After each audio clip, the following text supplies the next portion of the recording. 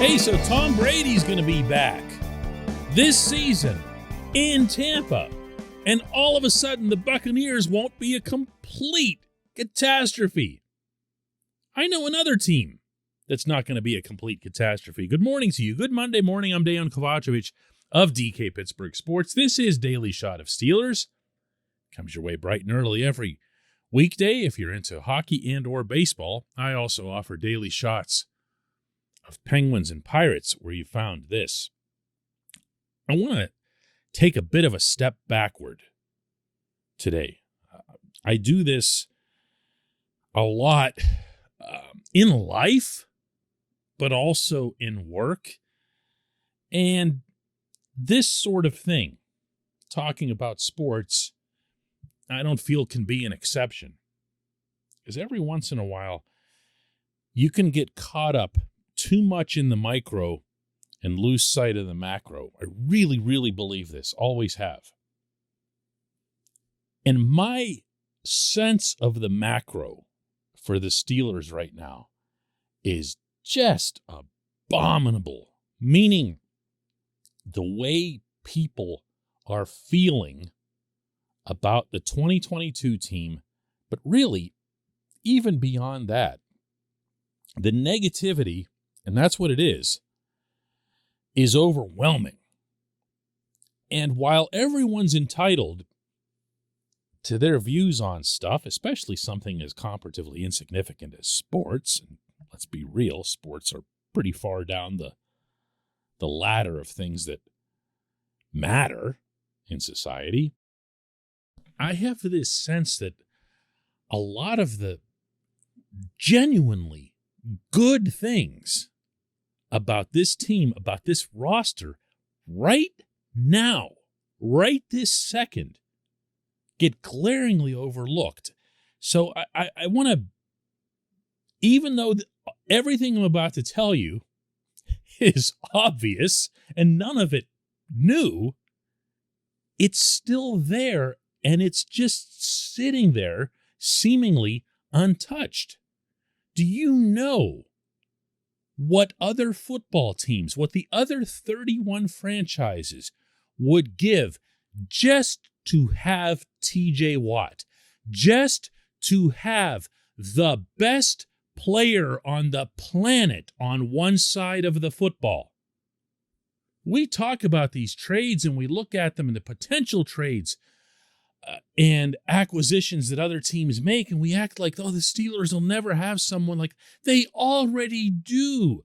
They have someone right this second who is on this roster and a model citizen, and oh, by the way, wrapped up for years to come, his entire career, basically. And he's better than anyone who's changed hands so far this offseason. It's okay to look at that and appreciate it and understand that he isn't about to regress next season for a whole bunch of reasons.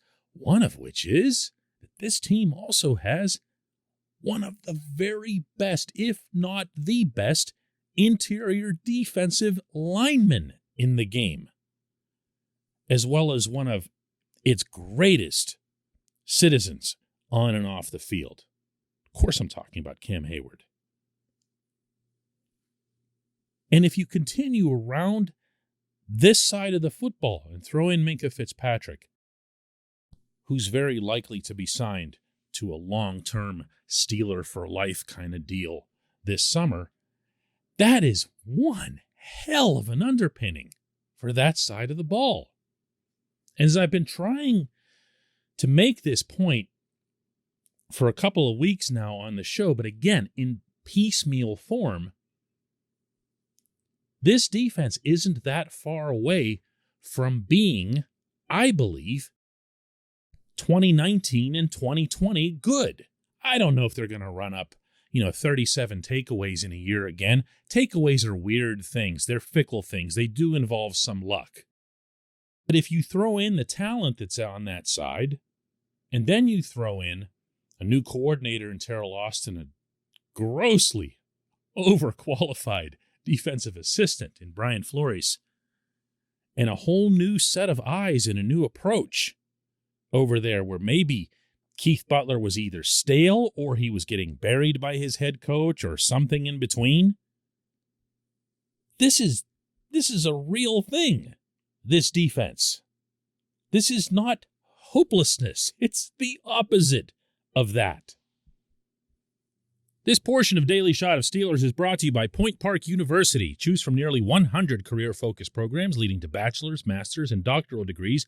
Choose when and how you'd prefer to do that studying, whether it's at Point Park's gorgeous downtown Pittsburgh campus, whether it's online, maybe a flexible hybrid format would work best for you. Find out more about all of this at pointpark.edu. Now, yeah, I know, okay? I get it. I'm talking about the defense and everyone else is talking about the offense, and you're waiting for me to get to that because that's the real source of all the terrible things. And you know what? Maybe it will be again. Maybe it will be. Because there isn't the franchise quarterback at hand. There isn't any reason whatsoever, not a tangible one, that the offensive line will be better, at least not yet. There's massive uncertainty at of all positions, wide receiver, something that a lot of people thought this team would be set at for years to come. All of a sudden, it's just Deontay Johnson and a dubious Chase Claypool. That's it. And maybe just as depressing as all of that, Matt Canada's not only going to be back, but apparently he's going to be back with like the biggest thumbs-up support possible from Mike Tomlin and the rest of management. Yeah, it's scary. But it's also March. And the only team in football that should ever take anything seriously in March is Cleveland. That's what they do up there. Their fans do it as well. That really shouldn't happen in Pittsburgh. The league is about to embark on the so-called, non-tampering, tampering period that leads into free agency opening up later this week. You're going to see this team make moves on the open market unlike any it's ever made. I don't have to guess at that. I don't need inside information for that. All I have to do is look at what is quite literally unprecedented cap space. Kevin Colbert said himself that he's being forced to approach this offseason in a way that he's never had to before. Why? Because of all that cap space. I still see, hear, and read people, whether it's media or fans, saying things like, yeah, but that's not the way the Steelers would do things. Steelers don't go and spend money. They won't go after Bobby Wagner. How could they do that? Well, Bobby Wagner would cost money. They have money. They have money for the first time. The reason they didn't spend the money before was that they didn't have it. Now they do. In my dream world, and this is just me, they at least participate in the Bobby Wagner sweepstakes. I'm not saying they'd have to lose their minds, but they sure should be in the bidding, at least see what's going on. Inside linebacker being my own number one, way up there at the ceiling priority. And even if they get Wagner, they can still afford real, live, experienced, talented veterans at the offensive line position. On the defensive line, if needed, depending on how things go with Stephon Tuitt. At inside linebacker, even if they don't get Wagner. And then there's the not-so-small matter of the draft. The one position you can pretty much lock down as a guarantee to be able to help you right away out of a draft is what? Wide receiver. They can walk right off a college campus and right onto your team. Show him some routes, throw him the ball. Now, if anyone's going to attach their hopelessness and despair entirely to the quarterback position, I'm afraid I don't have anything to say to you here. I don't have a magic wand that I can wave that makes Mason Rudolph exactly what you'd want him to be, or makes Dwayne Haskins exactly what you want him to be, or makes the Steelers, I don't know, overpay Mitch Trubisky and then just say, Mitch, your season that you just spent in Buffalo holding the clipboard, you were so awesome at holding the clipboard. We feel we can pull something else out of you here more than what we have. I don't have that for you. I don't have that for you. But there's a lot more to this team than the quarterback position. And for what it's worth, I'm not of the opinion that the current state of that position in Pittsburgh is some sort of awful thing. When we come back, just one question.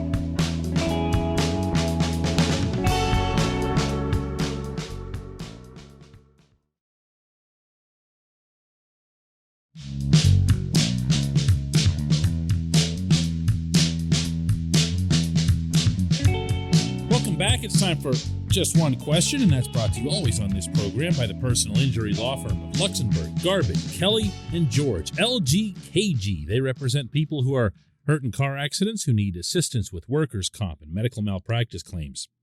The attorneys at LGKG have been designated super lawyers, capital S, capital L, for the past 15 years. And yes, that is a real thing. The super lawyer designation is reserved for the top 5% of all attorneys in Pennsylvania. Learn more about them at lgkg.com or by calling 888-842-5454.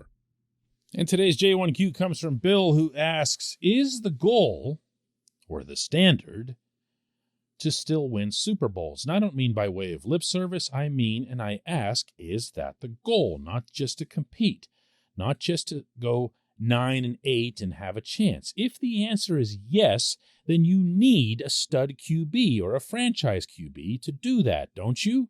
And if you have not identified that man, either through free agency or the draft, then you roll with what you have until you identify that man. Am I right? Well, yeah, Bill, you threw a curve there at me at the end there. I thought you were heading completely the opposite direction. But when I hear the words of Kevin Colbert and Art Rooney, both of whom have said this offseason that the quarterback the Steelers are searching for is their next franchise quarterback, I don't take that to mean that this player has to be in a uniform in 2022. I take that to mean that they don't want to screw it up whenever it is that they get their next one. I look at the NFL landscape right now, and I'm talking about all of it. Free agency, the draft, even trades. And I don't see something where I go, oh yeah, that would definitely be it. That's the answer right there. That's the Joe Burrow that all Pittsburgh fans want to just create like out of clay. It's not going to happen. It's not going to happen. I don't believe that it's going to happen in 2022. And as such, I don't believe the Steelers should invest significant resources into it. This is my stance on Trubisky and Marcus Mariota and whatever other mediocrity is still left out there. The city's own internal fear of Rudolph and or Haskins shouldn't deter the Steelers from wanting to wait until they get the right one. And yes, that includes the draft. We can try to pump up Malik Willis. We don't have to try to pump up Kenny Pickett. But when you hear experts, legit experts, people who live and breathe the draft year-round, calling this a historically bad quarterback class, what do you want to do there? What do you want to do? You want to waste a first-rounder only to have to take another quarterback in the first round the next year because this one wasn't the next one, and you know that right away if you don't already? Or do you take the first round pick in this year's draft and say, listen, we need a lot of different things here. I'm going to take the best available player, and hopefully it's going to be someone who's an offensive lineman or defensive lineman or inside linebacker, maybe a wide receiver. How about a corner? I know no one likes the Steelers drafting corners, but there's that too. Why take a quarterback just to infuse some competition and infuse some, this is an intangible, hope into the mix? Because now maybe somebody who isn't Mason Rudolph or Dwayne Haskins can make a big difference for us. Get your guy. Isolate on who it is that you really want. Maybe it's in next year's draft. Maybe it's someone else on another team right now in the NFL who's younger and blocked, but you know you can't get him out of there this year, but maybe you can get him out of there next year. Maybe it involves a look ahead to potential free agents in 2023. Figure out who these people are. Figure out who it is that you could really live with as the quarterback of the near-term and long-term future in Pittsburgh. I don't see this individual right now, and I don't believe that they do either. I appreciate the question. I appreciate everyone listening to Daily Shot of Steelers. We'll do another one tomorrow.